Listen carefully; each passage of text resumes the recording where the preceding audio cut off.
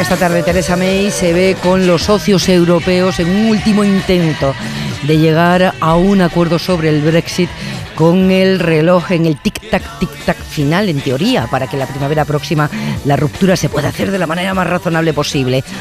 No parece que el acuerdo sea posible hoy. Llevamos muchos meses de negociación sin avances y recibimos en la SER al embajador de Reino Unido en España, Simon Malley. Buenos días, bienvenido. Muy buenos días. ¿Está inquieto, embajador, por lo que pueda pasar hoy en esa cumbre? Hoy no. Creo que, para mí, de verdad que sí, hemos hecho grandes avances en las últimas semanas, últimos meses, en muchos asuntos.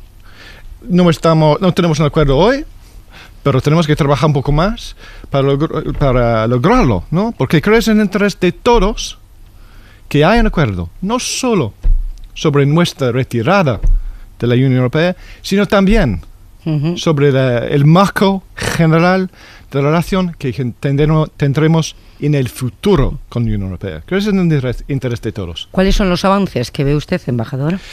Pero en muchas partes de la negociación, por citar, entre otros, un asunto muy importante, que son los derechos de los ciudadanos, pero también otros asuntos también. Y creo que es muy importante que logramos todo esto en un tratado final de nuestra retirada para proteger los avances que hemos hecho, sobre todo para dar más certidumbre a los ciudadanos y a las empresas.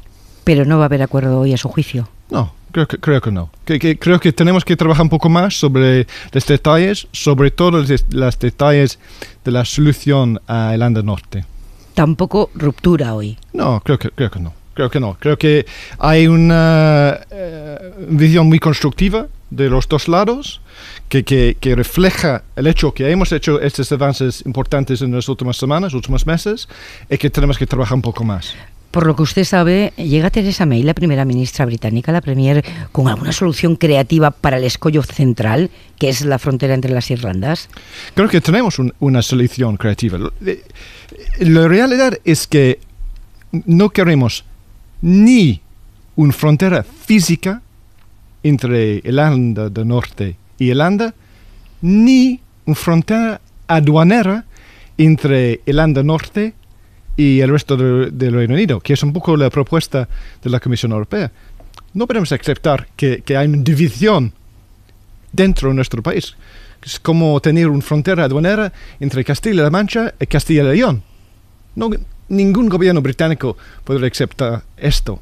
Pero sí, tenemos que mirar este asunto con flexibilidad, con un espíritu constructivo, porque es en el interés no solo de nuestro gobierno, sino también del gobierno de Dublín y el pueblo de Irlanda Norte, que avanzamos, que protegemos los avances que hemos hecho en los últimos años a nivel de proceso de paz, que respetamos los acuerdos de Viernes Santos y que tenemos una solución. Pero, embajador, el problema en esa frontera entre la hipotética Castilla-La Mancha y Castilla y León no lo ha creado la Unión Europea, que tiene derecho ahora a proteger su propia unión aduanera. No ha sido la Unión Europea la que ha querido crear esa frontera, la que ha querido crear este problema. Este problema debieron pensarlo cuando arbitraron un referéndum para irse de Europa, con todas las consecuencias. No, claro, es nuestra decisión, es la decisión de nuestro pueblo, excepto esto, pero creo que tenemos una responsabilidad como gobierno para respetar la decisión de nuestro pueblo, para llevar a cabo esta decisión, que salimos de la Unión Europea, pero que salimos con acuerdos buenísimos con nuestros socios europeos, porque lo importante es que tendremos un marco general en el futuro, que tendremos una relación en el futuro que es constructiva, positiva, que permite a nuestro país a trabajar con nuestros socios y amigos europeos para promover la seguridad en nuestro continente, para promover el comercio entre nuestros países y para promover los vínculos entre nuestros pueblos. El tiempo juega en contra, ir contra reloj.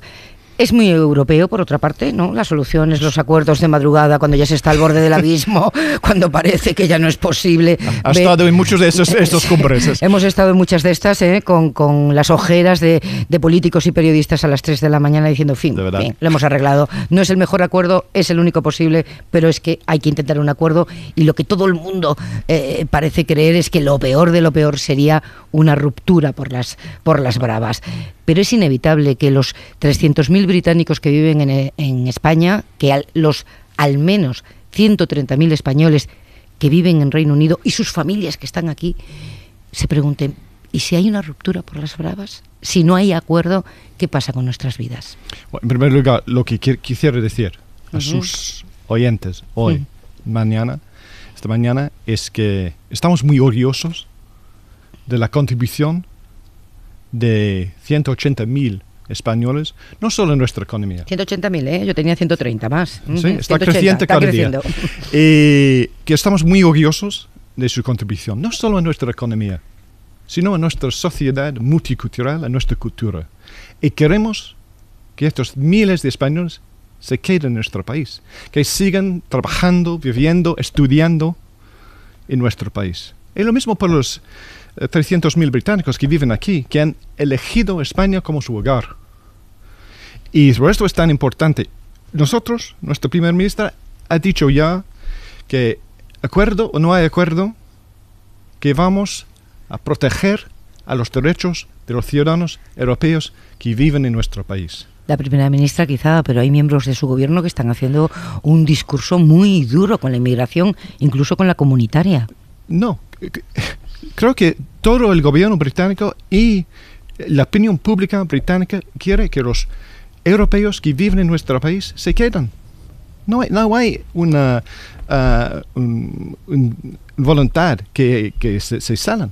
Queremos que se queden en nuestro país, que se sigan trabajando, viviendo, estudiando en nuestro país. Y lo mismo por los británicos aquí. El ministro español, Borrell, va a explicar hoy en el Congreso la posición española de partida, ¿no?, en la negociación que esta tarde, aunque no vaya a ningún sitio, se va a celebrar en Bruselas. Y fuentes de la negociación le dicen a la SER que ya está el borrador del documento, el protocolo anejo sobre Gibraltar prácticamente cerrado, que eso no va a ser el problema y que quedan algunos flecos sobre política fiscal para evitar que haya empresas españolas que se registren en Gibraltar porque se pagan menos impuestos. ¿A usted le consta que está la cosa así de cerrada?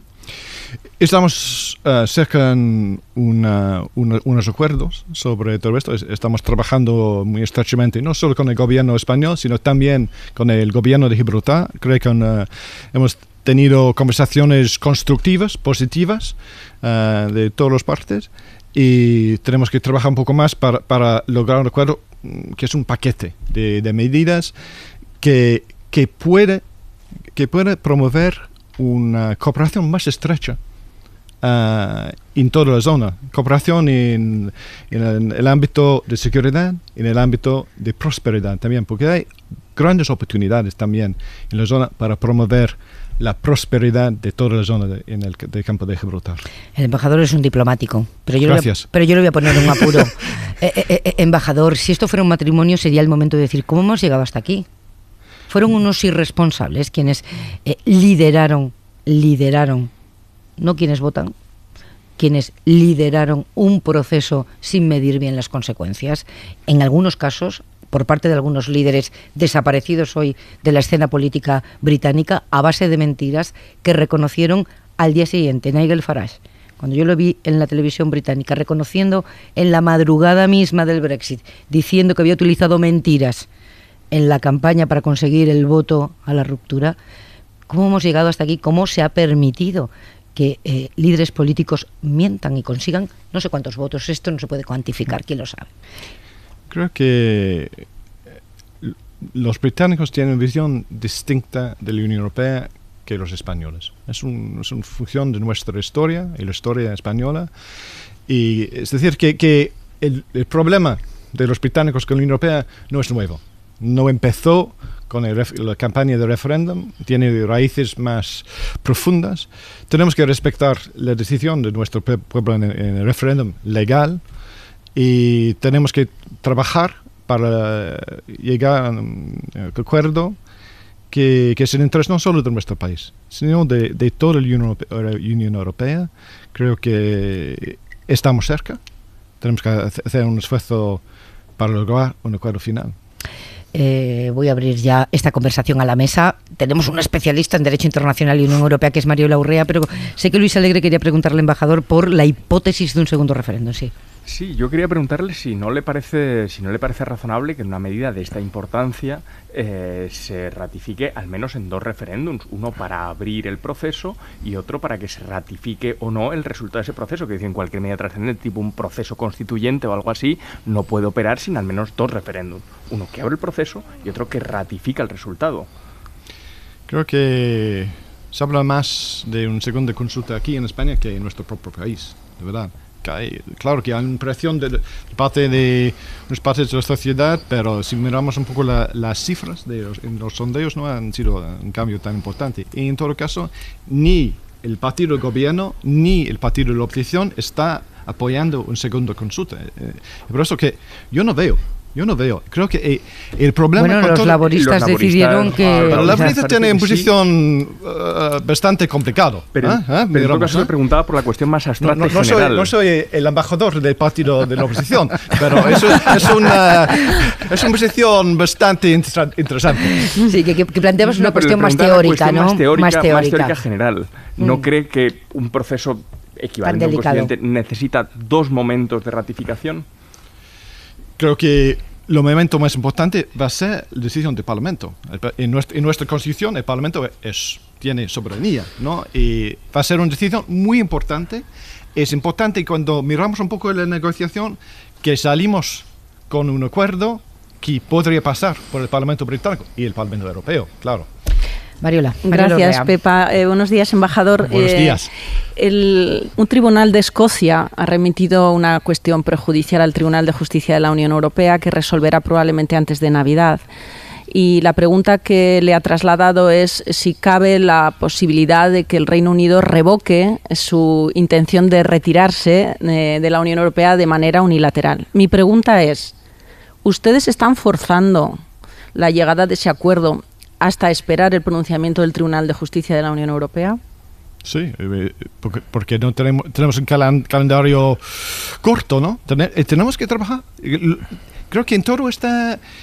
Cuando la gente habla de posibilidad de un tribunal... Creo que el embajador no ha entendido bien la pregunta. Lo que pregunta Mariola es si están dilatando artificiosamente la negociación para que mientras tanto se pronuncie el Tribunal Europeo. No. Pero es la misma idea. Es que, mira, vamos a salir de la Unión Europea en marzo del año que viene. Tenemos muchos asuntos para tratar. Y tenemos que trabajar para lograrlos. Hay unos aspectos donde no hemos logrado hasta ahora mismo una solución, sobre todo Irlanda del Norte. Embajador, pero quien suscita esa cuestión son diputados. Los diputados acuden al Tribunal de Escocia para preguntar si existe la posibilidad de que el Reino Unido se retire de forma unilateral lo que ha hecho en estos años. La pregunta esa es, ¿no será que ustedes necesitan obtener esa respuesta antes de llegar a un acuerdo? No, creo que tenemos un calendario que tenemos que respetar, tenemos que avanzar, porque no tenemos tanto tiempo, sobre todo por pasar los acuerdos de retirada y del marco general de relación que tendremos en el futuro por el Parlamento británico y el Parlamento europeo. Tenemos que avanzar en las semanas que vienen para lograr el acuerdo que es en interés de todos. Qué mal rato tienes esta mañana, qué mal reparto de tiempo, Teo. Tienes 20 segundos para una reflexión. Bueno, pues realmente yo creo que el embajador muy acertadamente ha defendido la posición del Reino Unido, pero tú le preguntabas antes por las mentiras en ese proceso, ¿no? Por aquella coalición final en la que se impuso la UKIP con un discurso xenófobo, anti-inmigración y con cierta nostalgia imperial de recuperar el control de las leyes. A mí lo que me preocupa, me hubiera gustado preguntarle al embajador, pero en todo caso a mí me preocupa ver cómo a medida que avanza este proceso va apareciendo, sobre todo en el entorno del gobierno, van apareciendo personajes como Boris Johnson, Liam Fox, David Davis, John Redwood, Steve Baker y sobre todo Andrea Leadsom, que están haciendo discursos contra la Carta Social Europea, contra los derechos de los gays, contra los derechos laborales, el máximo de horas, los permisos de paternidad. En fin, está aflorando una especie de idea de un nuevo Reino Unido que haga una competencia desleal a Europa haciendo desaparecer la Carta Social y muchos derechos de trabajadores. Embajador, le toca responder aunque sea 10 segundos. Yo no veo, creo que en nuestra propuesta es muy claro que vamos a respetar el marco general de las normas, sobre todo en el marco de derecho laboral que tenemos. ¿Por qué? Porque este marco general es muy popular en nuestro país. Y no vamos a cambiar como país. Somos un país europeo con valor que comparte los mismos valores con nuestros socios europeos. Los valores de democracia, de libertad, de Estado de Derecho. Seguimos siguiéndolo. Simon Malley, gracias por venir a la SER y suerte en el nuevo destino, porque tenemos relevo de diplomático, de embajador el verano que viene, ¿no? Sí, tengo unos meses para aprovechar este magnífico país. Que lo disfrute, embajador. Muchas gracias. Buenos días. Buenos días.